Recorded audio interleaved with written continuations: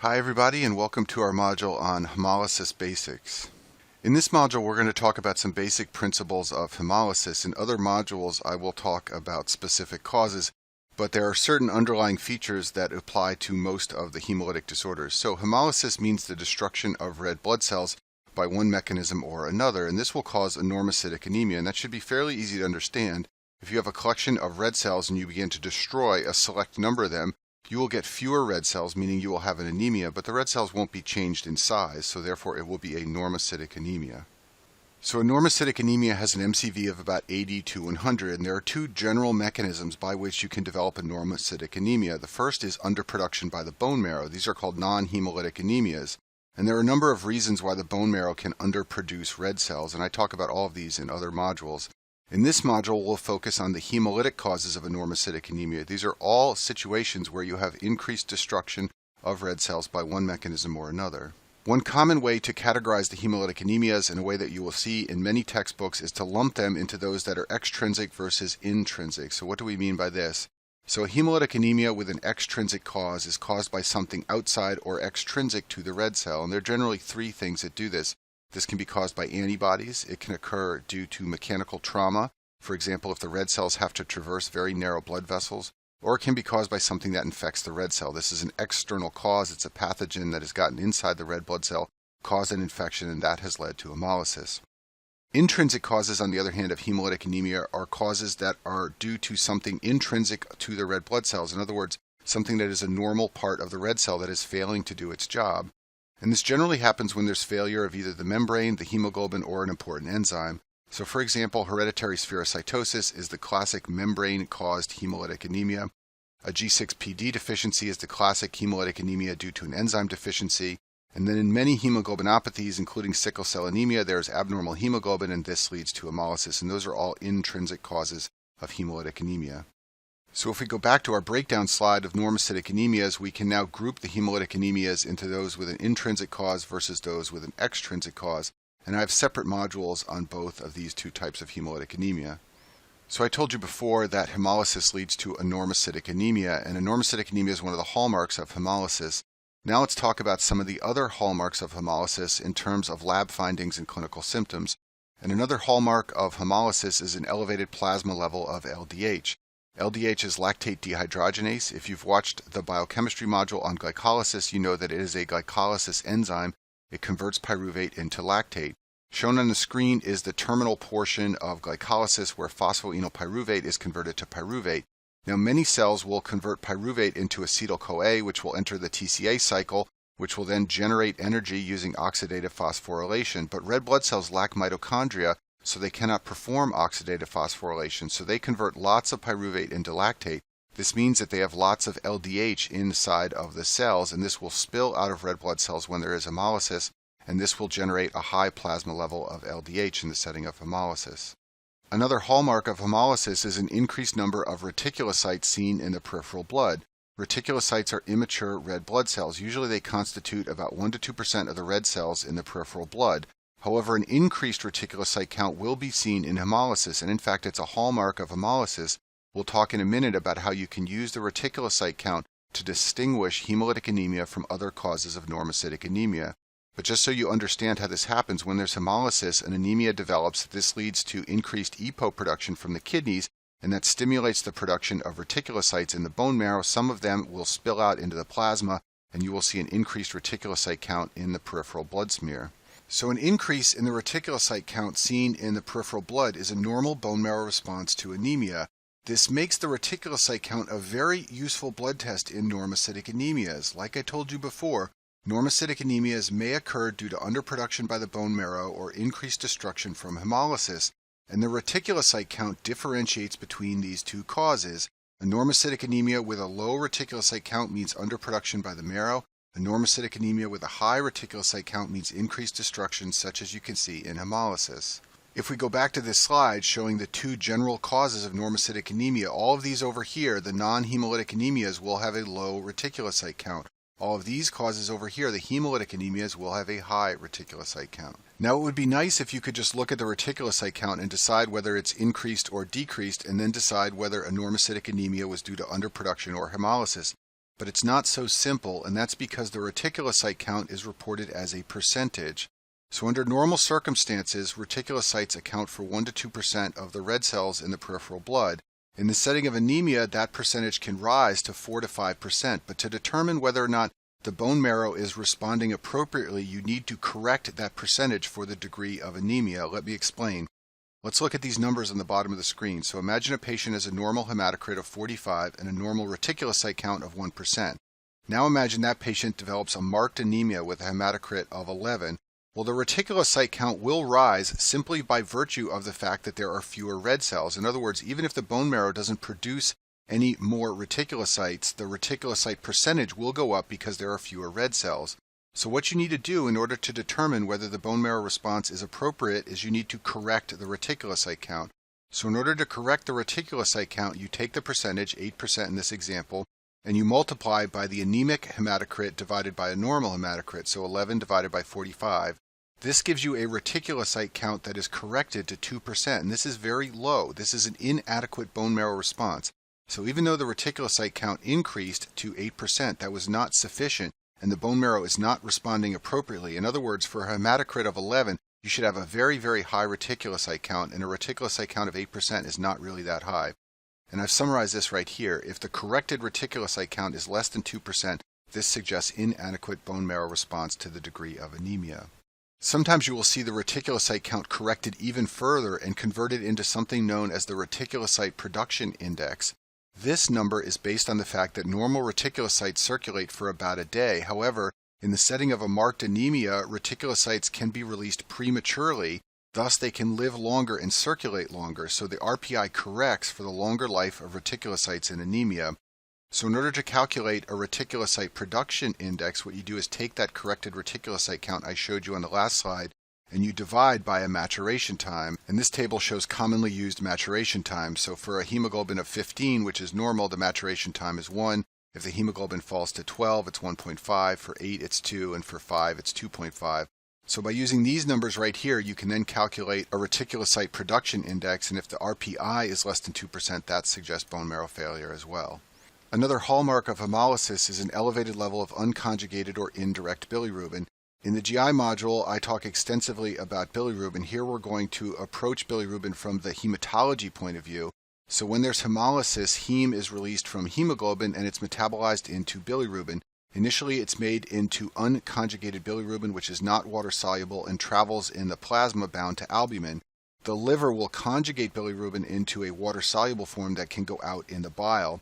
In the setting of hemolysis, there is excess production of unconjugated bilirubin. It overwhelms the liver's capacity to conjugate it and excrete it in the bile, and thus you see an increase in the level of unconjugated or indirect bilirubin. So what this means clinically is that patients with hemolysis can develop jaundice. Jaundice is a yellowish color to the skin, as you can see on this man's face. You can also find it in the sclera of the eyes, as you can see in the zoomed-in picture here on the right. You can get this obviously in liver and biliary disease where you cannot excrete bilirubin, but in the setting of hemolysis, you get it because of overproduction of unconjugated bilirubin. There's an increased risk of gallstones among patients with chronic hemolysis, and hemolyzers form a special type of gallstone called pigment stones which contain bilirubin. These are the less common type of gallstone. The much more common type is cholesterol gallstones, and I talk about gallstones in detail in some of the GI modules. Now, I told you before that you can categorize hemolytic disorders based on whether they are due to something intrinsic or extrinsic to the red cell, but you can also categorize hemolytic disorders based on whether they are intravascular or extravascular. So intravascular hemolytic disorders are disorders where the blood cells hemolyze inside the blood vessels. Extravascular hemolysis is hemolysis that occurs outside the blood vessels in the liver or spleen. Both types of hemolysis will cause enormocytic anemia and a high reticulocyte count. What we're just talking about here is the location inside the body where the hemolysis takes place.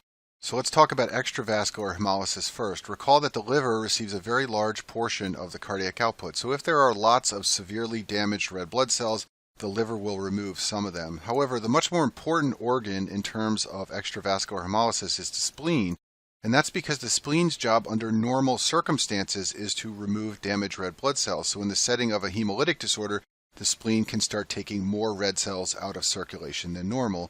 So the spleen's job under normal conditions is to destroy poorly deformable red cells. There are structures inside the spleen called the cords of Billroth. These are vascular channels that end blindly. They're found in the red pulp of the spleen. I'll show you a picture of that in a minute. So under normal circumstances, red cells have to deform to pass through slits in the walls of the cords of Billroth. Only the young and healthy red cells are able to deform in this manner. Old or so-called senescent red cells or damaged red cells get stuck in the cords and they get phagocytosed by macrophages in the spleen. So in the setting of certain hemolytic disorders, especially ones where the shape of the red cell is abnormal, you can see an increased splenic removal of red cells, and that is a form of extravascular hemolysis. Obviously, it's occurring outside of the vasculature. Here's a picture of the spleen from some of our immunology modules. The blood comes in here through the artery. It then percolates through the white pulp and the red pulp, and out here in the red pulp is where you can find those cords of Billroth, which red cells must deform and squeeze through in order to remain in the circulation. When hemolysis occurs inside blood vessels and outside of the spleen, we call that intravascular hemolysis. This commonly occurs due to some form of mechanical trauma that results in narrow blood vessels, and the red blood cells lyse as they try to squeeze through the narrowed vessels. So when this happens in small vessels, it's commonly because a thrombus forms in the small blood vessels, and the red blood cells lyse as they try to negotiate their way around the thrombus. This is sometimes called a microangiopathic hemolytic anemia, and we'll talk about that in some other modules. You can also have intravascular hemolysis in large vessels. One example of this is patients who have a mechanical heart valve. The metal valve can cause lysis of red cells as the blood moves past the mechanical heart valve. Now let's talk about haptoglobin, which is a plasma protein, and you can measure the level of haptoglobin in the serum, and it's useful in the workup and diagnosis of certain hemolytic anemias. Haptoglobin's job is to bind free hemoglobin, and then the haptoglobin-hemoglobin complex will be removed by the liver. So the level of free serum haptoglobin will fall when there's hemolysis and haptoglobin starts binding up all that free hemoglobin. When there is intravascular hemolysis, hemoglobin is released directly into the plasma. This can result in a haptoglobin level that is very low or undetectable. When there's extravascular hemolysis in the spleen, some hemoglobin may still be released from the spleen, so the haptoglobin level can sometimes be mildly low or it may be normal. Now, classically, haptoglobin is taught as a marker of intravascular hemolysis only, meaning that the level gets very low when there's intravascular hemolysis. You should know, however, that studies show it can be low in both types. I've listed a review article down here on the bottom of the screen if you want to read more about this. But haptoglobin levels can fall in both intravascular and extravascular hemolysis. However, they get much lower or sometimes even undetectable in intravascular hemolysis, and that should make sense to you because the hemoglobin is being released directly into the plasma where the haptoglobin has to soak it up so it can be excreted by the liver. A few more details of haptoglobin. It's also produced by the liver and it is an acute phase reactant. This means that increased levels can be seen in the setting of inflammation. You can also see decreased levels in the setting of cirrhosis. They don't necessarily indicate hemolysis in that clinical circumstance. There are several urine findings that are typical in patients who have hemolysis, so let's talk about that now. So first of all, you should not see any bilirubin in the urine. That's because the type of bilirubin whose level rises in hemolysis is the unconjugated type, which is not water-soluble, and therefore it cannot pass into the urine. If there is intravascular hemolysis, the haptoglobin can become saturated. This will result in free excess hemoglobin that floats around in the plasma. This is called hemoglobinemia. Some of that free excess hemoglobin will be filtered by the kidneys and spill into the urine, and this is called hemoglobinuria, and you can detect hemoglobin in the urine with a urine dipstick test. Now, some of the hemoglobin will be reabsorbed in the proximal tubules where the iron will be converted into ferritin. This will lead to production of a substance called hemosiderin in the tubular cells. The tubular cells slough into the urine over time, and if you spin the urine down to its sediment and stain it with the Prussian blue stain, you can see evidence of hemosiderin. That's called hemosideриnuria, and you can see that in patients who have hemolysis, and that's from iron getting into those tubular cells. Now, you won't often see urine tested for hemosiderin, but you will commonly see urine tested with the urine dipstick test, and as I said before, hemoglobin is part of the urine dipstick. This is a picture of a urine dipstick on the screen. You can see that hemoglobin is one of the components. The dipstick will change colors to indicate the presence of hemoglobin. You should also know that hemoglobin can turn the urine red or brown. This is a picture on the screen of what a urine sample can look like in someone who has hemolysis. Now, just an aside here, but you should be aware that urine can also change to this color in the setting of rhabdomyolysis from muscle breakdown. In that circumstance, it's not the hemoglobin turning the urine dark, it's the myoglobin turning the urine dark. And the dipstick cannot distinguish between hemoglobin and myoglobin, so the dipstick will become abnormal whether there is hemoglobin or myoglobin in the urine. It cannot tell the difference between the two. And that raises another important point. You should be aware if you ever see a patient who has no red cells in the urine but has a positive dipstick for hemoglobin, that patient either has hemolysis or rhabdomyolysis.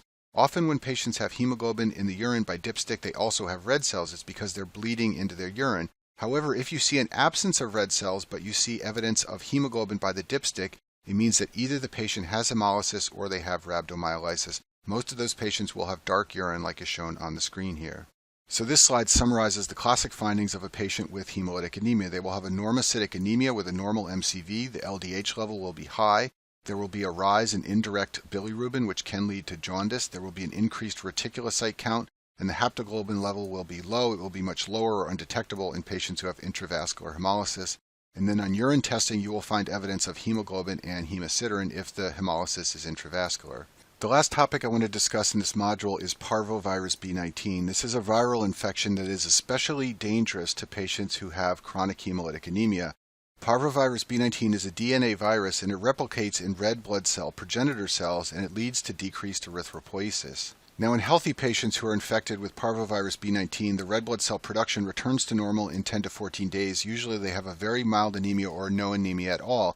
And this virus commonly infects school-aged children. They often don't have a red blood cell count monitored. They may look a little pale for a day or so, but then they feel better and they have no serious consequences.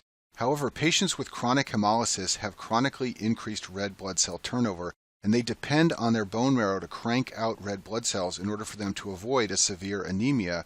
So in this circumstance, the lack of erythropoiesis in the setting of a B19 infection can lead to severe anemia, and these patients can develop pallor, weakness, and lethargy, all signs and symptoms of a marked anemia. This is sometimes referred to as an aplastic crisis in patients with chronic hemolysis. B19 is classically taught as complicating sickle cell anemia, but it can also complicate hereditary spherocytosis or beta thalassemia major. We'll talk about all these conditions in other modules, but for our purposes here, just know that patients with these conditions have chronic hemolysis and they depend on their bone marrow to maintain a reasonable red blood cell count. If they become infected, they can get a very serious anemia.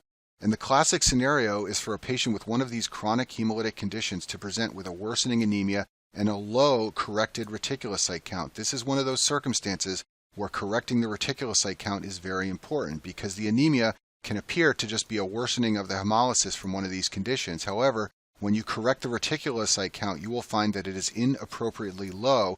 That indicates that the bone marrow is the source of the problem. The patient is underproducing red cells, and one of the reasons that can happen is because of infection with parvovirus B19. The last topic for this module is back and abdominal pain. These are symptoms that are seen in some hemolytic syndromes. For one thing, abdominal pain can occur if splenomegaly is a prominent feature of any hemolytic disorder. In addition, back and abdominal pain can occur due to smooth muscle spasm in the abdomen and back area. This is thought to result from low levels of nitric oxide. You may know that nitric oxide is a smooth muscle relaxant, so if the level gets low, that can lead to smooth muscle spasm in the back and abdomen. It turns out that nitric oxide is scavenged by free hemoglobin, so if free hemoglobin is a prominent component of a hemolytic disorder, that can lead to low levels of nitric oxide, which can trigger smooth muscle spasm. And this is common in some hemolytic disorders, especially patients who have paroxysmal nocturnal hemoglobinuria or G6PD deficiency. In both of these disorders, patients have episodes of increased hemolysis, and during those episodes, they often complain of back and abdominal pain. And that concludes our module on basics of hemolysis.